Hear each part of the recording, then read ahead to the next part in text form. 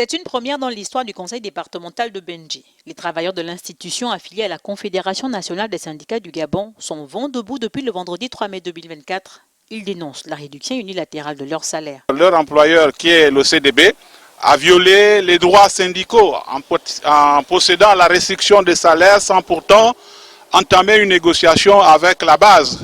Et la base est représentée par le collège délégué du personnel.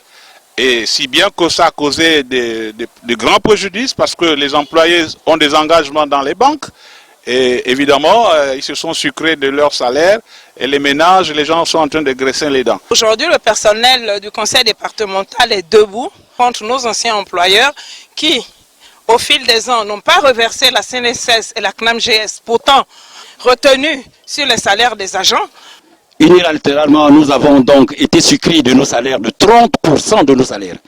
30% de nos salaires, et indépendamment de ça, ça c'était pour certains, indépendamment de ça, nous avons également perdu un acquis social, c'est-à-dire les frais pharmaceutiques, qui logiquement nous les avons depuis plus de 20 ans. La baisse de plus de 50% du budget du CDB est à l'origine de cette situation embarrassante pour les agents qui peinent à comprendre les raisons de cet état de fait. Nous nous sommes même retrouvés dans une situation où en fait les recettes inhérentes justement au fonctionnement du CDB, qui pouvaient effectivement amener des fonds nouveaux, des fonds frais au niveau de l'institution, ont pris des voies détournées. Pourquoi? Parce qu'on ne peut pas comprendre qu'ayant en 2022 eu un budget de 2,7 milliards, nous nous retrouvons en 2023 avec un budget de 950 millions. Ce n'est pas possible.